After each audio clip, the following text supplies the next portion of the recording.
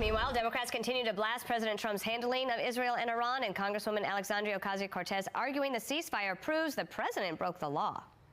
On the ceasefire, the president posted on Truth Social that there is a ceasefire deal between Israel and Iran. Do you believe that? He also said that it was a war, and I think that the president of the United States admitting that he unilaterally brought the United States into a war without congressional approval is a very grave public admission. It is illegal. It is unconstitutional. The Congresswoman also writing on Twitter, it is absolutely and clearly grounds for impeachment. Former House Speaker Kevin McCarthy is here. Not everyone's buying it. Listen to Charlemagne. There have been a bunch of presidents who have ordered strikes without congressional approval. Barack Obama did it against Libya. Joe Biden ordered strikes in Iraq and Syria without congressional approval. Bill Clinton did it. So presidents ordering military action without congressional approval has become pretty routine. So why didn't it lead to impeachment for everybody else? Like when Barack Obama did it, when Biden did it, when Clinton did it. And obviously you had all the experience there during this time. Kevin, the issue about Iran getting a nuclear weapon has been, maybe up until 3 days ago, the most bipartisan issue on Capitol Hill. And now all of a sudden the Democrats feel like did they want Iran to continue to have this capability? I think it shows again that they just get a Trump syndrome. Here, what just took place in a moment of history, our children will study. What President Trump is able to accomplish has reset the world stage, had made the world actually safer. The decisiveness, the planning. And this goes back even into his first administration when he took out Soleimani. And the other thing that you have found, when he did his first trip to the Middle East, secured and rebuilt those relationships that we needed. But what he was able to accomplish this weekend will change the course of history. We will study this like the Cuban Missile Crisis and then tearing down the wall. This is how big this is, and Democrats are on the wrong side of history to even try to complain. They should build together, make America stronger, and the world in a better, safer place. Mr. Speaker, good to see you. So we've been hearing some of these Democrats once again calling for President Trump to be impeached over all of this.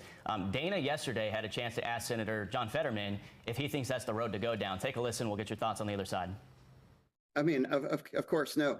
She knows it. I know it. We all know it. That's not going anywhere. And, you know, he's been impeached twice, and now he's still our president as well now, too. So it's not going anywhere, and I don't think that's helpful. And I think if you throw that term around, that actually diminishes what the severity of what impeachment is really reserved for. So he says Democrats are essentially going to be a hamster in a wheel if they try this again. If they would start listening to Fetterman, they might start winning some seats again. I mean, Fetterman is actually talking about where the American public is at and making common sense. But if you study what this president has been able to achieve, every president before him has looked to make sure that Iran does not get a nuclear weapon. He just carried that out. At the same time, he's about to get a helicopter to board a plane to go to NATO. We know this is a delicate ceasefire. He puts it back on track. And at the same time he's getting on that plane, he has the Senate working to move the big, beautiful bill. It is amazing what this man has been able to accomplish in this short amount of time. But it's the decisiveness is what he's been able to do. And those that even talk about impeachment, in history, they'll be laughed at in the process of what position he put the world back on stage here. And what hypocrites they are, especially after the disastrous move that Biden did in Afghanistan and what Obama did on his bombing, and they said nothing. Yes, he continues to be blessed with the worst opposition. Let me ask you one final question, which is on the big, beautiful bill. This action, there is a lot of defense spending in the bill. There's border money in the bill. Your thoughts on where that stands now? We'll talk to Senator Thune next hour. This bill is going to get done. There is no question that it will get done. People are just trying to put their little moves in at the last moment. They know they're going to vote for the bill. They know it's going to go through. It's not going to change that much difference. And the sooner it gets done, the stronger we will be to move on. And America will be in a more economic, secure place because taxes will not go up. And Democrats, again, are on the wrong side of history while they're wanting taxes to be raised. All right, Kevin McCarthy, thank you so much. Next week, you'll be a guest on Perino on Politics, and I'm looking forward to that. This week, Mary Catherine Ham joins me on the Perino on Politics podcast. She is great. We talked also about, in addition to it, we realized it was the anniversary of Title IX, so we talked about girls' sports, so you want to check that out.